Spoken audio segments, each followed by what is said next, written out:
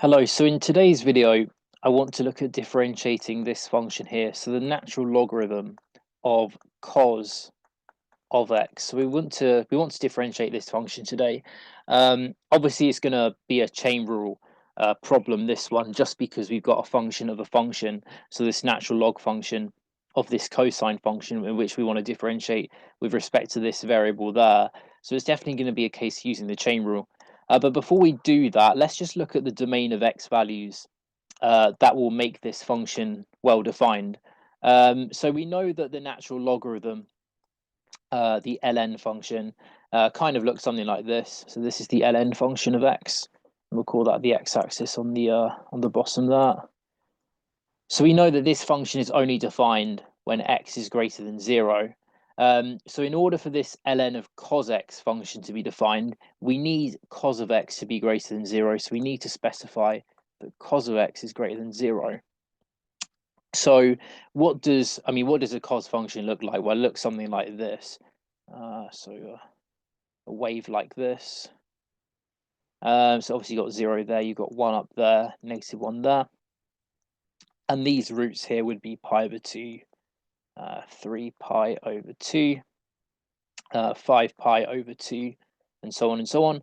And then on the negative side, negative pi over 2, negative 3 pi over 2, and negative 5 pi over 2, and so on and so on. So if we look at this function here, what we can see is that when you take an x value between, well, in that set there, and also in that set there, and also in that set there, and so on and so on and so on, and so on and so on and so on the negative side as well, we will get those values of x will give rise to positive cosine of x values.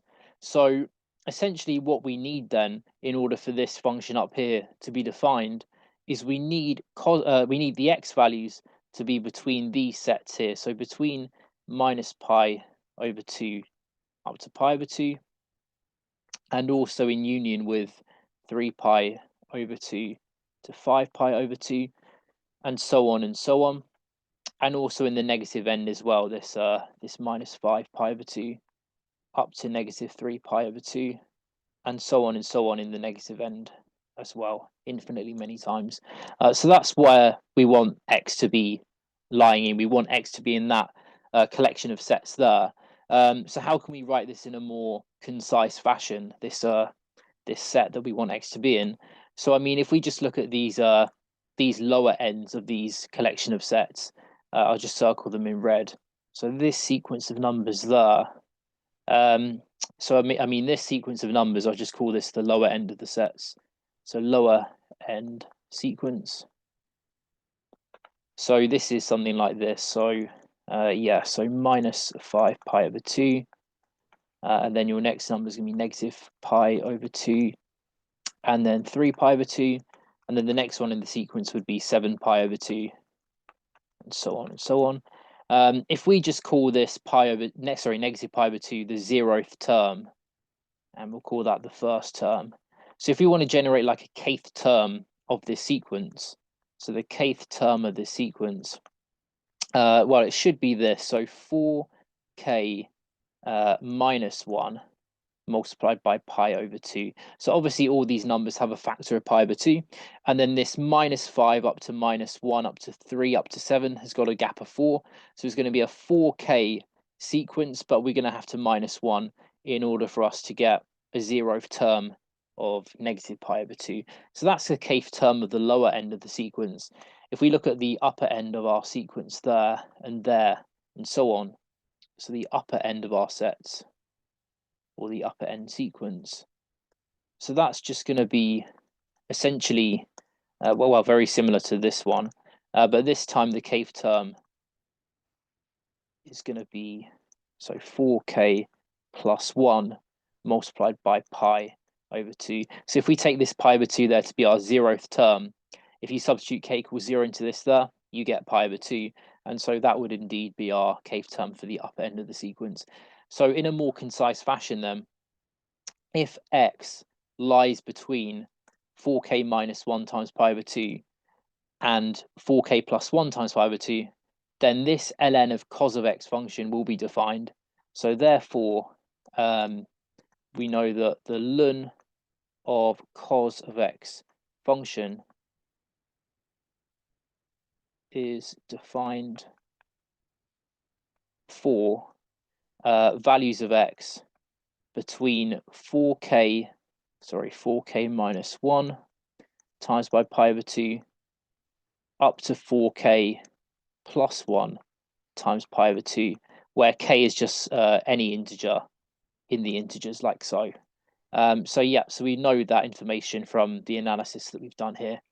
Okay, so now let's go on and differentiate the function. So as I alluded to, this is just going to be a case of using our chain rule formula. So we're going to need to use our knowledge of the chain rule. Let me just make a note here that this is definitely going to be the case of using the chain rule. So if we use the chain rule for this then, so what we want to do using the formula is differentiate the ln of cos x function, but differentiate with that with respect to cos of x. So differentiate with respect to cos of x, and then we're going to multiply that by the derivative of cos of x with respect to x. So again, this is just an application of our chain rule formula. Now, if we look at this first derivative here, so we know that when we differentiate with respect to a variable x, the natural logarithm of that variable x, we get 1 over x. So that means that when we differentiate, if we differentiate the ln function of cos of x with respect to x, with respect to cos of x, so cos of x, then that's just going to get us 1 over cos of x. So let's write that down here. So we get 1 over cos of x there. And we're going to multiply this by the derivative of cos of x with respect to x. So we've done this before. When we differentiate cos, the cosine function, we get negative sine of x. So we're going to multiply that by negative sine of x. And then just tidying this up, we get negative sine of x over cosine of x. But we know for a fact that sine of x over cos of x is just the same as the tangent function. So it's just the same here as negative tan of x. And so therefore what we can conclude from here is that when you differentiate with respect to x, the ln of cos of x function, this is just equal to negative tan of x. And the values of x in which this derivative and this function here is valid for would be these values. So x must be between 4k minus 1, that should be a k there, 4k minus 1 times pi over 2, multiplied by 4k plus 1 times pi over 2, where, let me just write that again, so where k is an integer, and I'll just write the word valid there, so valid for x in this set there, where k is an integer. And so that is the final result for today's video.